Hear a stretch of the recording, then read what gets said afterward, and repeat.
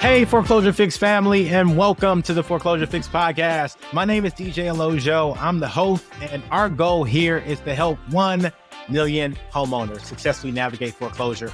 Now, if that goal resonates with you, please do me a favor, like, subscribe, tell your friends, so we can help more people. We want to get the message out that there are options when you're in foreclosure. I am fired up about today's guest. It's one of my friends who I have known for a while, 16 years. It makes me feel a little old, but it is my good friend, Dr. Nikki Blacksmith. Nikki, welcome to the podcast. How are you doing? I am good. I'm so excited to be here. Thanks for having me. I had to bring Nikki on the podcast because she is definitely one of the smartest people I know. I affectionately call her a cool nerd. But she knows a ton about the decision-making process. She has an extensive background and a PhD in industrial organizational psychology from George Washington University.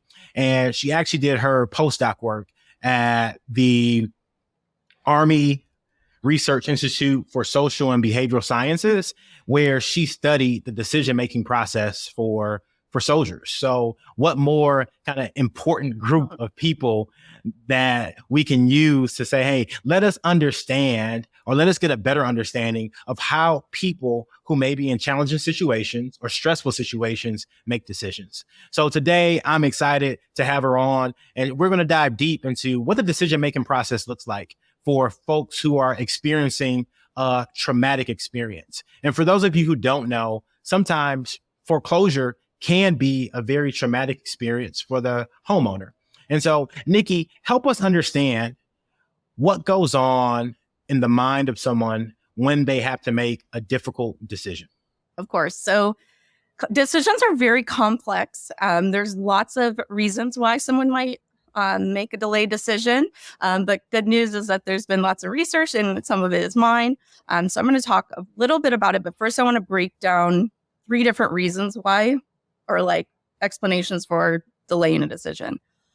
One is decision avoidance. So that's the typical like procrastination, like you want to pretend that it's not happening, therefore you're not making a decision. I'm not going to talk about that one because that one's probably the least likely or reason for this particular, delay of decisions. But there's also implementation delay. So you make a decision, but then you have a hard time actually going through and going forward with it. What I want to talk about today is decision inertia. That means that the people are trying to make a decision. They're not trying to avoid it. It's just really difficult, and therefore it keeps getting delayed. And this is usually what's most common when it comes to making difficult decisions. I studied what we call least worst decisions, right? So there's people who have options, and none of them are a good option or the best option. Both options suck. And therefore, it's really difficult. You have to choose which one is the least worst of the options that I have. And when this happens, this usually is impacted by decision inertia, which is essentially a maladaptive cognitive processing. So you're thinking about the decision and your commitment to an action, and it's just you ruminate on it and you think over and over again about, what if, what will happen if we do that? Why can't we do this? It's just like you're constantly coming up with new options. You're thinking about the potential consequences.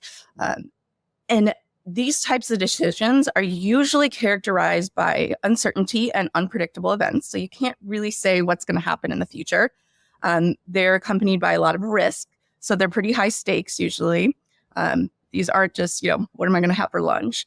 There's a lot of ambiguous or incomplete information. So when people make decisions, they want, usually we characterize good decision-making by bringing in all the necessary information and then using that to make a decision.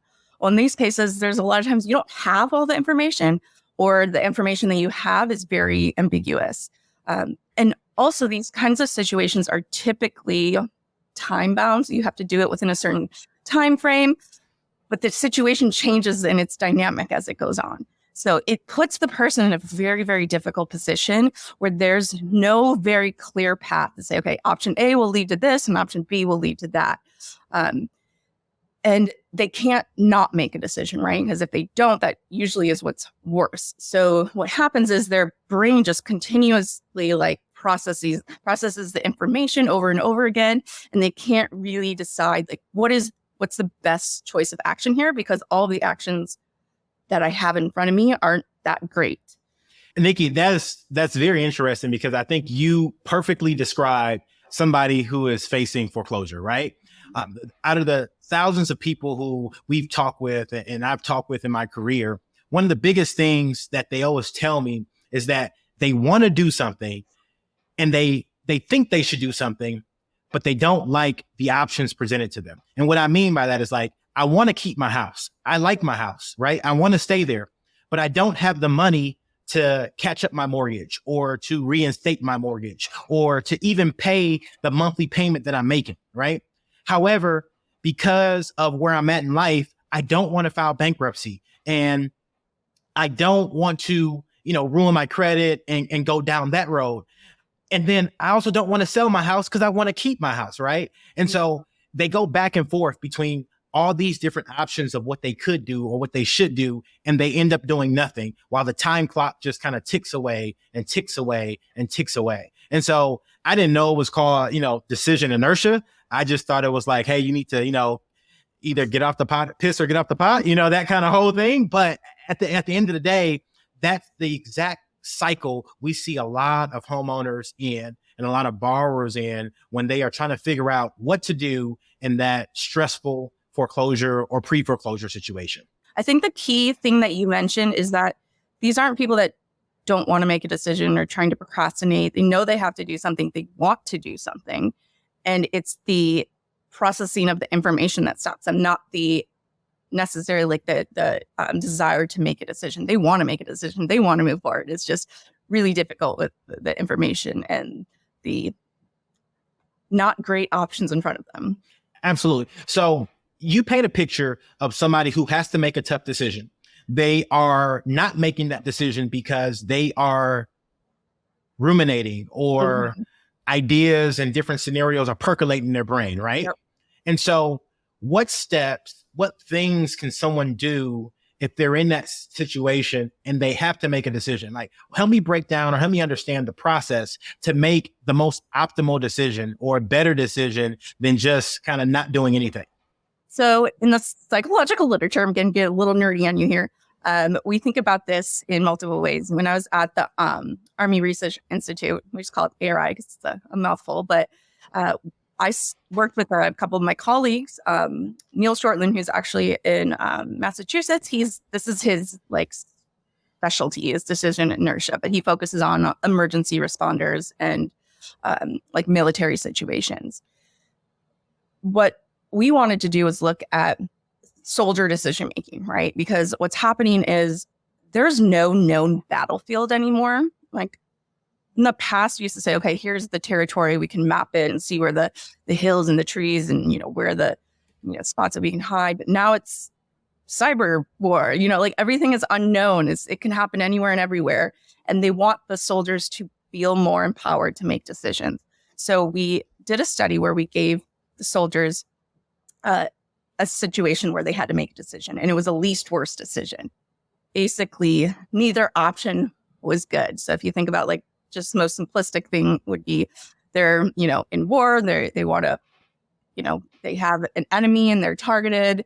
But if they go after this enemy, they will also there'll be negative consequences for the civilians. So they're trying to avoid that. But if they don't do it, then the enemy gets away. So that's either way that both outcomes are bad. And so how do they make a decision?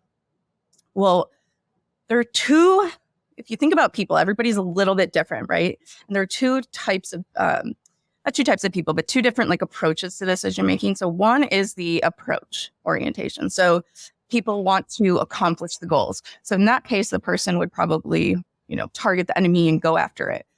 Whereas then there's the other person who is more avoidant. So they want to avoid any bad outcomes. So then they would go for the other option. So there's not one right path or the way people do things. You have to take into consideration who is the person that's making that decision.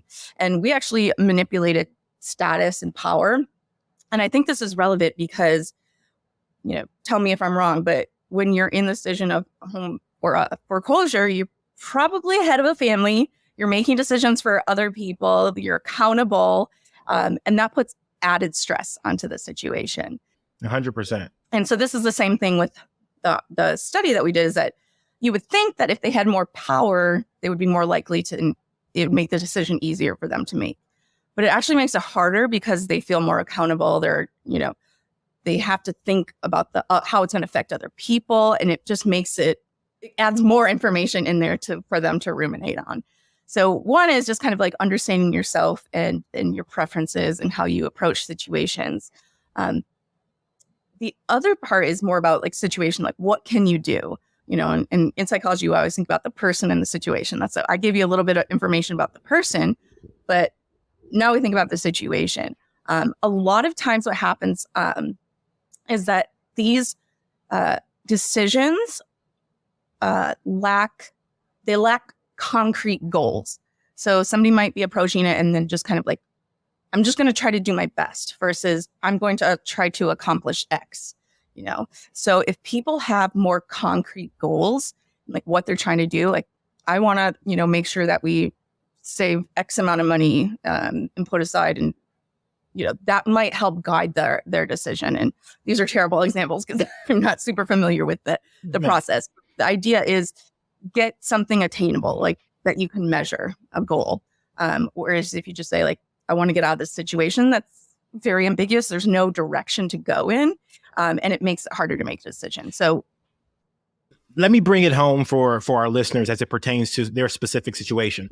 So what Dr. Blacksmith is saying, if you are in a situation of decision inertia where you're up against foreclosure and you have to make a decision, you have two types. You have the approach and you have the avoidance, right? So that's the person. But when you have a concrete goal, I think it helps you make your decision, right? And so if you're in foreclosure, there are two goals that you have to choose from. The goal one is to keep your house, and the goal two is to sell your house, right? And so if you are in the mode where you don't know what you are going to do or what you want to do, the first thing you should do is make a decision between, yes, I want to keep my house, or I want to let go of my house, right? And so if you want to keep your house, well, that's a very different line of thinking, a different mode of execution, a different mode of operation, different outcomes. However, if you know that you want to get rid of your house and you don't want anything to do with it, that is, again, a very different mode. And so the first step is if you can make that decision between I want to keep my house or I want to get rid of my house, it puts you in a better position, a position of power to then say, okay, I can then make the next step. I can then get out of this stage of thinking and going back and forth on different ideas to now I can make a decision. And so I think that that's the other thing. One of the things that you said with the least worst situation, and I think a lot of times people who are in foreclosure do find themselves in a situation where they feel like it's a least worst decision because a lot of times they feel powerless and helpless, right?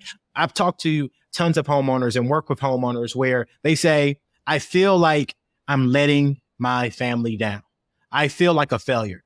And so in addition to having to make a really crappy decision that you don't want to make, you also have this mental baggage of I'm letting down a lot of people who I care about, who depended on me, who I gave my word to. And so that is the other layer of complexity that I think is added. And how does that kind of play into that process as well? Yeah, that's exactly what I was talking about when we have to think about, it might just be a family, a lot of people think about power when they think of organizations and politics and stuff, but when you have a family, you have power, right? Because you're making decisions for other people. Yep. You're accountable. It might be a different type of power, but it's still power. And when you feel like you're accountable and your people are going to be judging your decision, it makes it more difficult, right? Because there's other people that you have to appease and make sure that it's best for them. And if it's a couple, let's say husband and wife trying to make this decision, that even adds another layer of complexity because you have two people with equal level of power, hopefully, and they might not always have the same mental model or be on the same page about where it is they should go, which makes it harder then, right? Because then you have two people kind of going in different directions and there's tension or friction amongst the decision, but they don't really fully realize it because their mental model or the way they're thinking about it is different than the other person's, and they just haven't discussed that. So they don't know that they're like on a different page. This happens all the time with my co-founder and I at work. Like we'll be having a conversation and, we use a word and I'm thinking this word means one thing, she's thinking it means another. And we're having this conversation. We think we're talking about the same thing, but we're actually completely talking about different things. And it ends up where we're like going in circles and getting frustrated with each other. And so one piece of advice I would give is just to be like, lay everything on the table, like say what you're thinking about, what are you mentally picturing? What are the assumptions that you're making? And then get on the same page because, if you're a husband and wife, you're essentially a team, it's not your traditional team, but the definition of a team is two or more people who are interdependent and have a shared goal. And so if you treat it like that, like let's make sure that we come to a shared goal and then we can do this together. Otherwise, they might think they have a shared goal, but in their mind, they have different schemas or assumptions or things. So that can also add the extra layer of complexity. So we have different people with varying goals, right? So we work with a lot of folks who are married and the husband wants to keep the house. The wife doesn't want to keep the house. They want to start fresh or whatever else may be the case. So you have different goals. So you're saying lay everything on the table. Explain to your partner why you want to do whatever you think you want to do. Explain to them your concerns. Share with them your thoughts, right? And then are you kind of bartering on kind of what the next step is? Is it just a negotiation? Is it just, help us understand what we can do to move past just I want to keep it, they want to get rid of it, right? We're at a crossroads. It is kind of like a bartering or negotiation situation because what's going to happen is if they don't come to agreement on what the goal is, then they're both going to be going in different directions and therefore they will never get where they're trying to go. Absolutely. Which is the problem. I see this a lot with founders that we work with. They start a company, they have ideas, but then their minds expand, different things happen, and eventually they have different mental visions of what the future might look like, and they don't realize it. And then each one is going in a different direction, and therefore it causes conflict and friction, and they can't move forward. They're not making progress. So it really comes down to, can we get to a place where we both understand and agree with crystal clarity, like what it is we're trying to do here. If you don't have a shared goal, it's going to be so hard to get to a place where you're both happy. So that's the first step usually is coming to an agreement, whether it's yourself, you just have to figure out, like you said earlier, like what is the goal? What am I going to do? When there's more than one person though, you have to have that conversation with somebody else and make sure you're both on the exact same page. So Nikki, we talked about the decision inertia. But if someone is in that state of decision inertia or decision avoidance for a significant amount of time, right? I know of a concept in psychology called decision fatigue, where like you are just basically, you have too many decisions to make and you just say, forget it, right? But what is like the mental health impact of being in that state of inertia or being in that state of like despair, for lack of a better word, for extended amounts of time?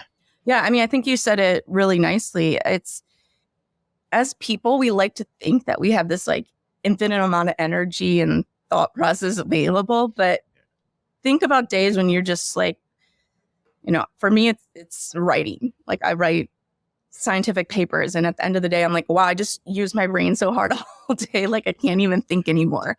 And that's what happens is your brain is constantly processing information. Therefore, it's expending the resources that it's available.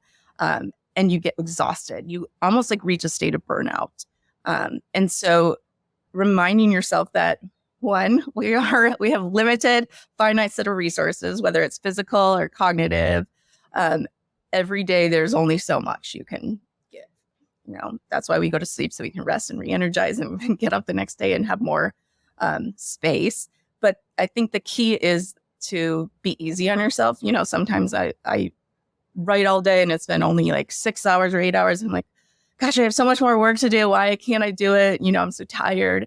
It's like, well, you just literally like did the hardest work possible, like trying to come up with new information that doesn't exist in the world, not just like consuming information. And so people need to do a little bit of reflection and just, cope positively and give space to realize that this is not an easy decision to make. This isn't an easy process. And you have to treat it like you would treat kind of like a work day, right? Like you want to be healthy. And if you're not healthy and you continue down this path, like it leads to burnout. So, I tell the same thing for founders because they get mentally burnt out a lot, because they're decision after decision after decision, and there's all sorts of things coming.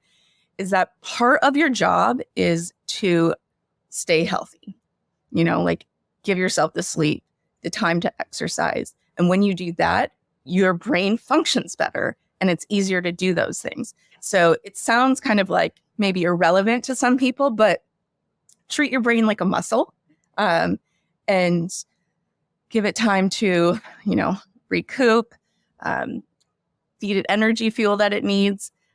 And so I think that's one way that you can kind of avoid that burnout, but it absolutely happens. It's just, think about it. You're just constantly ruminating and thinking, and they aren't usually positive thoughts. You're thinking what could happen? Like what's the worst case scenario here?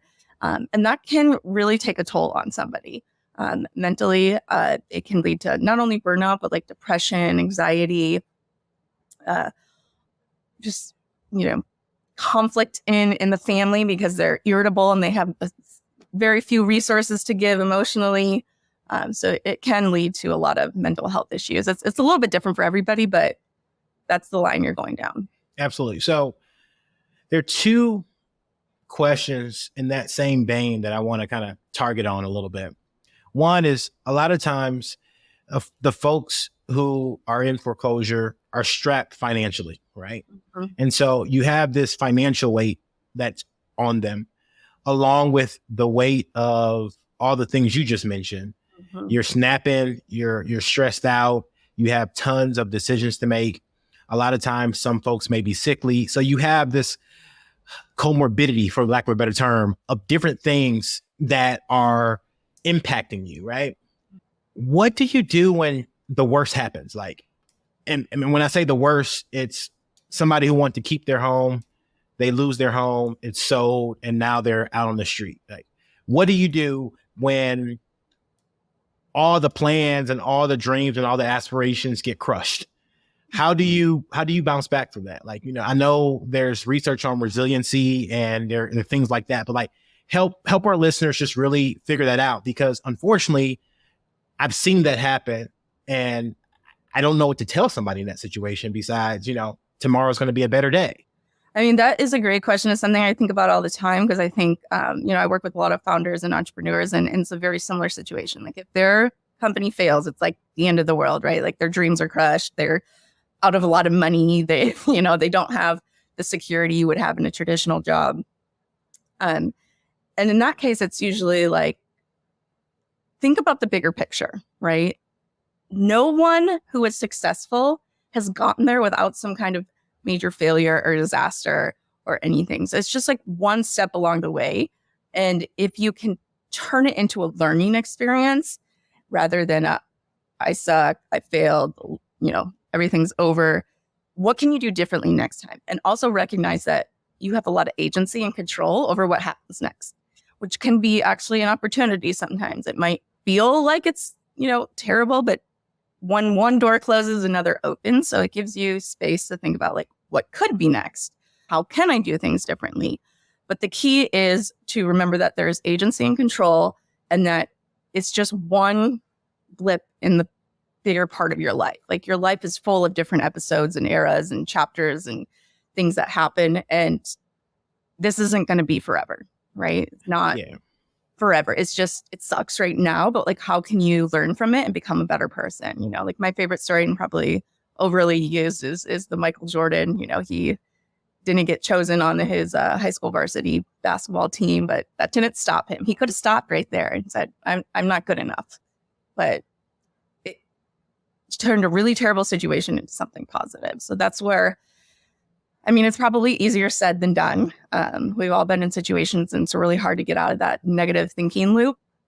But if you can do it, it can empower you and help you. And I echo your sentiments there, because the way I look at it is the situation sucks, but as long as you have breath in your lungs, as long as you are healthy, as long as you can, walk and talk and you have the will to change your situation or not let it happen again, you are in a great position, right? Because I know that there's somebody in a hospital room who has a prognosis that is, life ending, who would trade places with you 1,000 times over, right? And so, I try to paint that perspective, although it sucks. The situation is terrible and it's not easy and it sucks. But, that perspective of like, I'm alive, I'm well, the future is bright, right? So, I'm alive, I'm well, the future is bright. That mindset of this sucks, but tomorrow is going to be a better day, I think is so key. Yeah. And I always think about it a little bit cheesy, but coming from a statistical standpoint, like there's ups and downs. Nothing is constant forever, right? And if you have really bad times, the good times are even better. And so it gives you this perception or this perspective of you couldn't have good times if you didn't have the bad times, right? Because you would have nothing to compare it to. It'd just be like flat and boring all the time. So if you can think about it that way too, that, it's just inevitable in anybody's life. Nobody's life is like 100% perfect all the time and everything is rosy. Like regardless of whether it's a foreclosure or somebody's death or a divorce, there's always going to be something that takes us down. And it's just a matter of, looking back and say, what can I learn from this? And how can I do things differently in the future? Or how do I overcome this sadness or fear or doubt and, become stronger? Absolutely. Well, leave it to Nikki to use statistics to try to paint a rosier picture of why I should be happy that things are going bad for me, right? Like, so, but no. Well, that leads us into like my favorite part of the podcast, which is called the bow tie round, of course. And in the bow tie round, our listeners get to tie one on with our guest, Nikki Blacksmith. So there are 3 questions that we ask in the bow tie round. The first is the B, and it is, what is your best piece of advice for someone who is facing foreclosure or in a situation where they have some type of decision inertia, right? The next question is the O, which is one thing you are grateful for right now. And then the W, which is the last question, is your wildest or most interesting foreclosure related story. Now, I know, Nikki, you don't do a lot in foreclosure. So if you don't have a foreclosure related story, you can give us a good Army story or something like that. Okay. So let's go ahead and tie one on. So what's your best piece of advice for someone in foreclosure? So my best piece of advice, and I think about this a lot for myself, is like, for some reason, God knows what, like, I decided I was going to start my own company.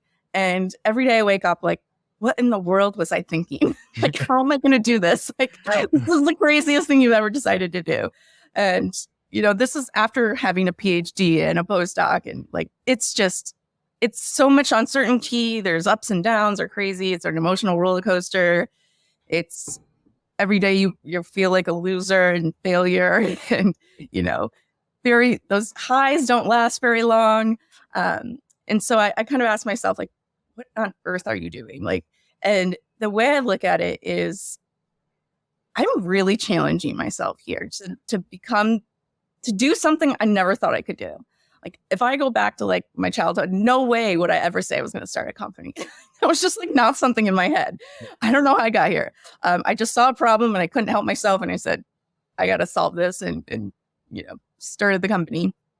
But for me, it's a challenge, it's a personal challenge. Like I'm going to surprise myself, and it's going to be awesome. Like I'm going to look back and be like, whoa, you did that? Like, how did you do that? And for me, that's like a different level of success, like versus, I can get an A in this class or do this. But to me, it's like, I've overcome this or I've survived this or, it forces you to basically like put a lot of confidence in yourself, basically, is what I'm trying to say, is that you can do it and it will make you believe in yourself more and become stronger. And when you have confidence, there's a lot you can do that you never knew you could.